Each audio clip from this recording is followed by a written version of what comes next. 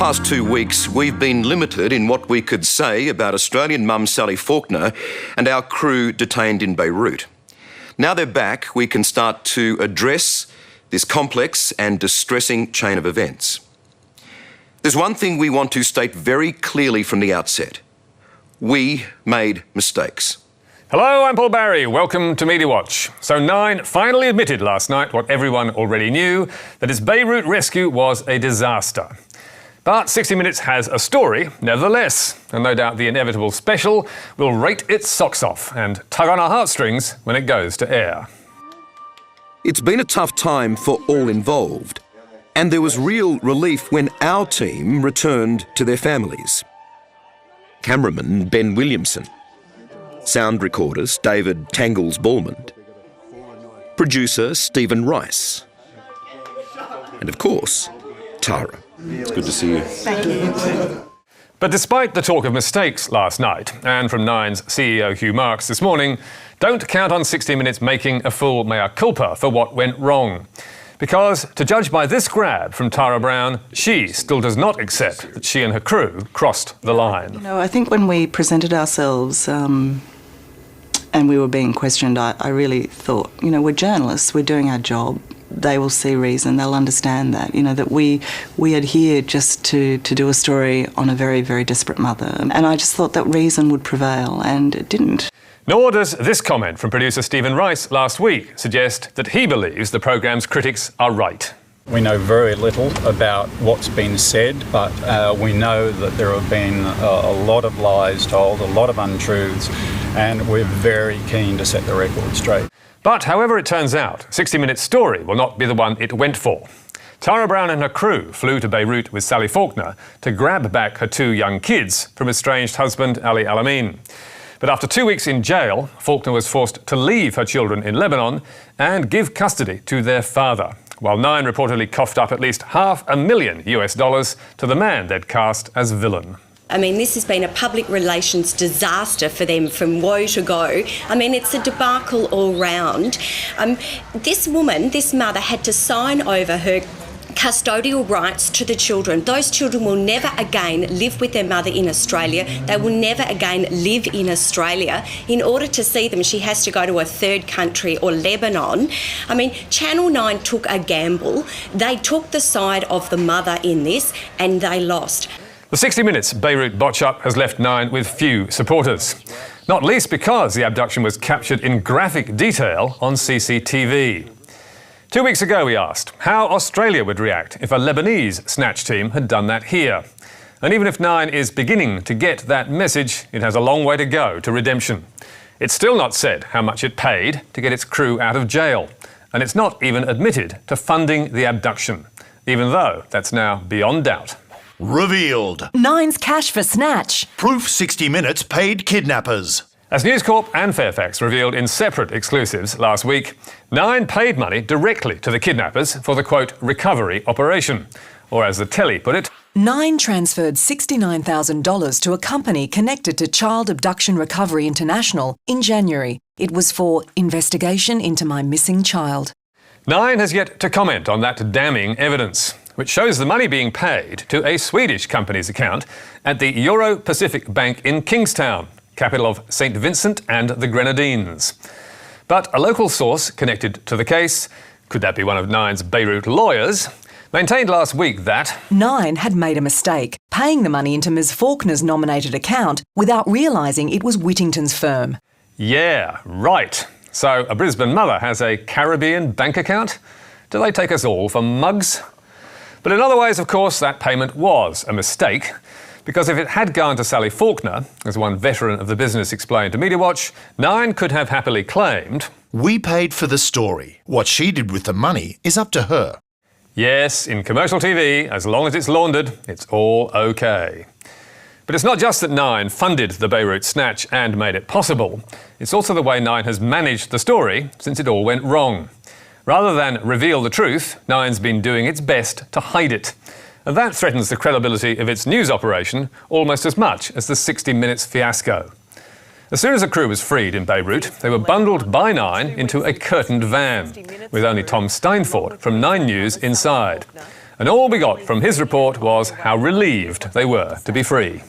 Half an hour ago we were sitting in a very, very small cell.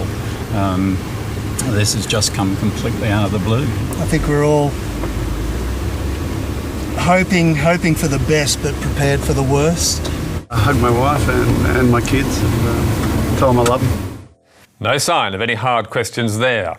Nor did rival media get a look in at Beirut Airport, where the crew went through a VIP entrance into the Cedar Lounge and posed for a happy snap as they downed a welcome beer. All were under instruction from 9 not to talk about their ordeal. Please appreciate we can't talk. This is serious and we can't talk about it, Brown said. Rice, wearing a collared light blue business shirt with his sleeves rolled up, added, "We're all journos, but unfortunately we're just not in a position to say anything right now." And why not? To protect the brand, or make sure only 9 got the story. According to the Australian's Jacqueline Magnay, 9 went to extraordinary lengths to ensure they got those exclusive interviews. And according to John Lyons, 9 had earlier had a crisis management expert, Sally Stone, who's also a former 60 Minutes producer, keeping other reporters at bay. Last night, Stone added to the drama, exploding at News Corp journalist David Murray, who had been attempting to talk to 60 Minutes producer Stephen Rice in the cells beneath the courthouse. Murray had paperwork allowing him to talk to Rice, but was prevented from doing so and was physically and verbally harassed. Back in Sydney, the 60 Minutes crew was also protected by 9 from the waiting media scrum. And again, the team stayed mum. Tara, do you regret the story? But apart from that obvious question, and a similar one 10 seconds later... Do you deny that Channel 9 paid? It was a pretty lame effort by the rest of the media to get any answers.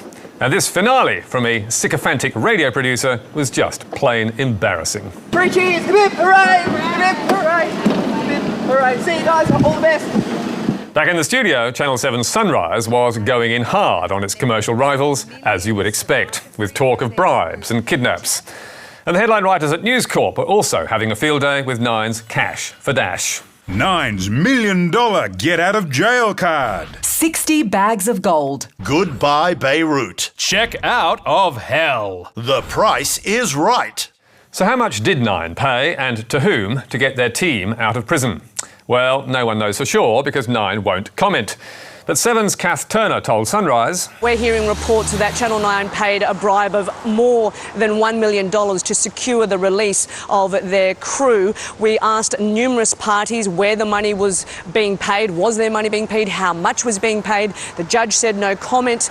The lawyer for Sally Faulkner said no comment. And when I asked Ali Alamin this afternoon, he said he was receiving no money, not a cent out of this deal. However, the lawyer who was in the meeting when the deal was reached said that all the compensation money was to be paid directly to the father. Over on 9, Tom Steinford was perhaps more properly calling it compensation and suggesting it was $500,000.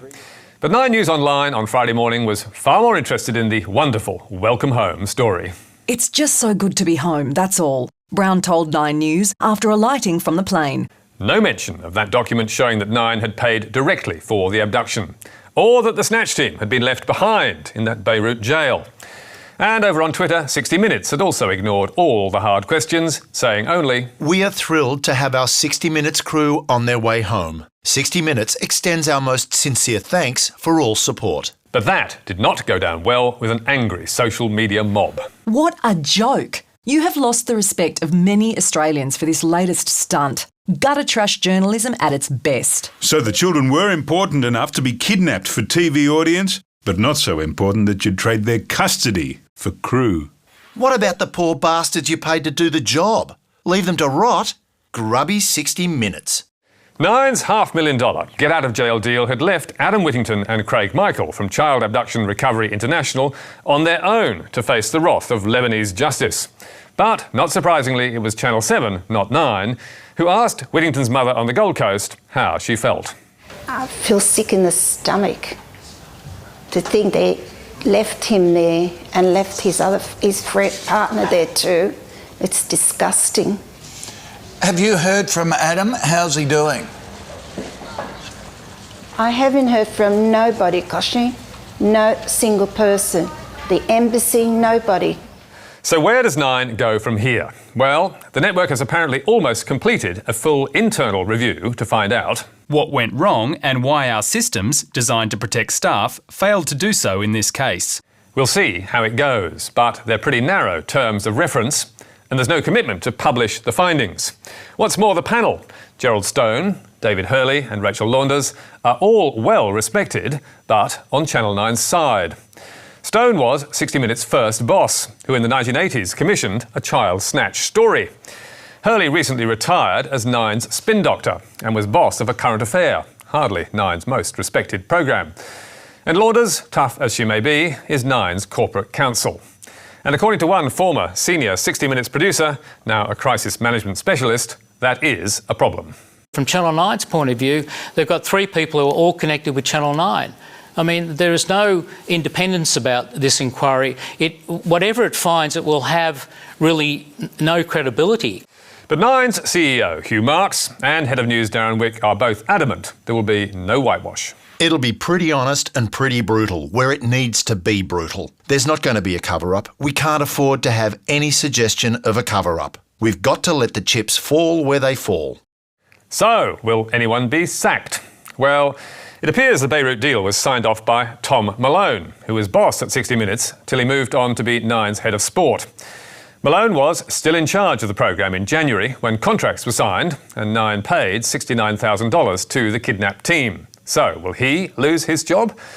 Darren Wick told The Telegraph, I hope not. I'm a great believer that where mistakes are made and everybody learns, everybody's going to be a lot better. But even if all survive, Tara Brown and producer Stephen Rice may find they have problems travelling abroad in future.